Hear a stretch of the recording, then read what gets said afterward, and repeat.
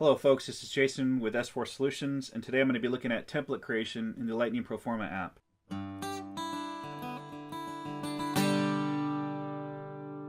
Now if you haven't had a chance to look at our introduction video, I highly recommend that you do that. It's only a couple minutes long. You can come back here right after that.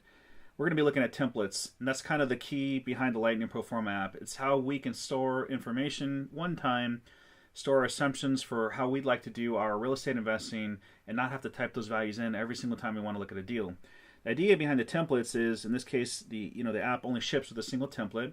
But what I can do here is now store different types of assumptions. Maybe it's a different market, different parts of the country that I'm investing in.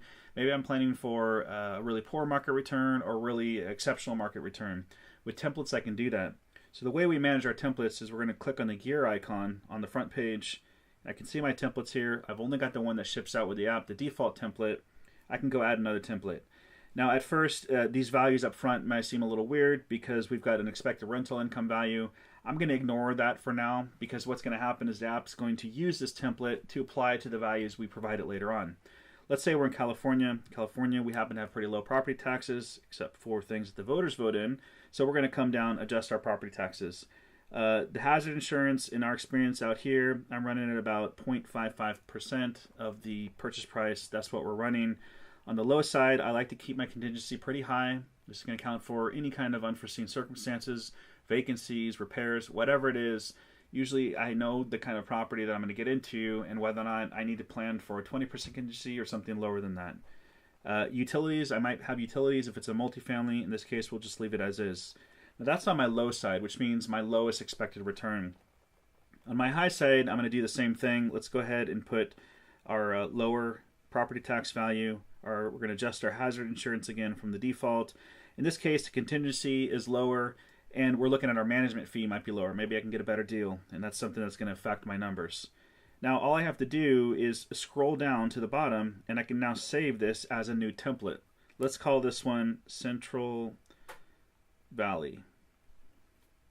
Now I've got a new template. When I come to my template screen, I can see my new template in there.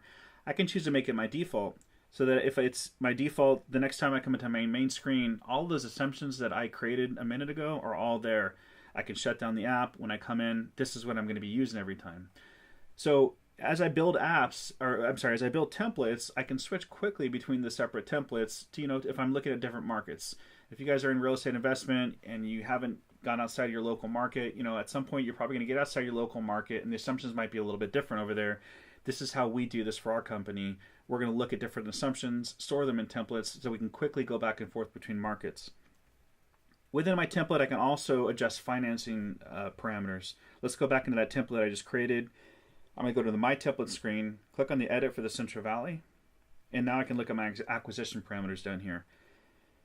Usually we don't change this as much. If I'm in a certain market or if we're doing a certain type of business deal, these numbers aren't going to vary all that much. But what's happening this day and age is our rates are going up. So let's say that I want to adjust my rates and say I want to allocate less cash to these deals. I can adjust that quickly here, and it's immediately going to adjust my mortgage percentage when I actually do an evaluation. But because I'm only creating a template here, what I did was just adjust the acquisition parameters and assumptions for this template. So I'll go ahead and hit save. It's going to say, do I want to overwrite the previous template? Yes, I do.